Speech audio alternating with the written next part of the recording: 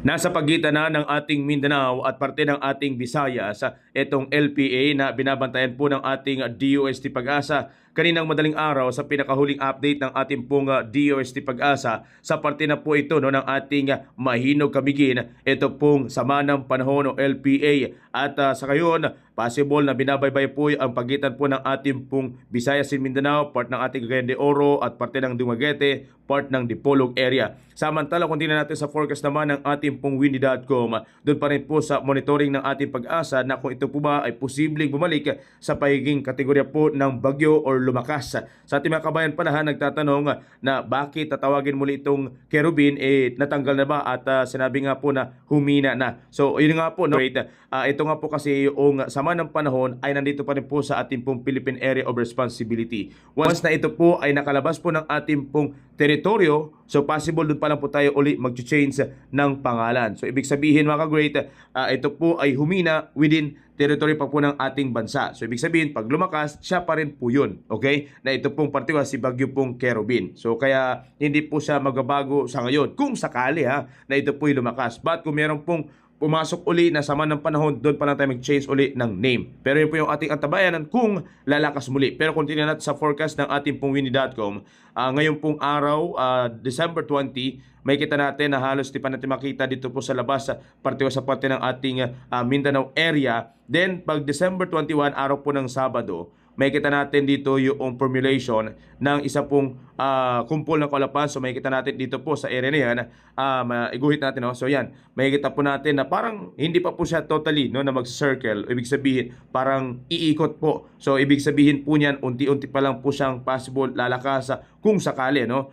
So yun po yung ating antabayanan. Pero kung ito'y may kategorya na po ng sa ating Pag-asa na isa pong bagyo, so possible ito po'y tatawagin muli uling Kerubin. And then, yan po yung kanyang movement.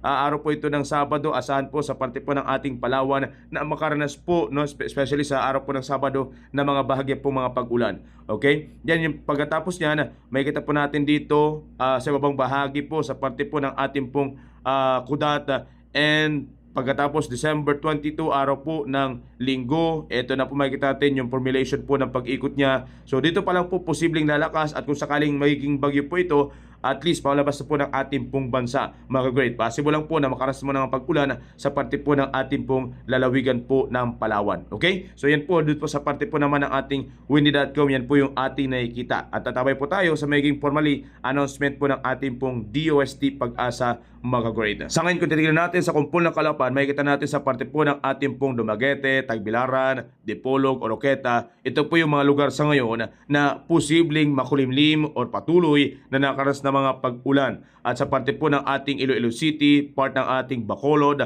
saan po yung mga possible pag-ulan po dyan sa inyong lugar. Sa part ng Visayas, sa part ng ating Samar area, Katarman, itong Palapag, Dolores, itong Calbayog area, at Catbalogan, saan po yung mga possible na pag-ulan dyan po sa inyo pong mga lugar.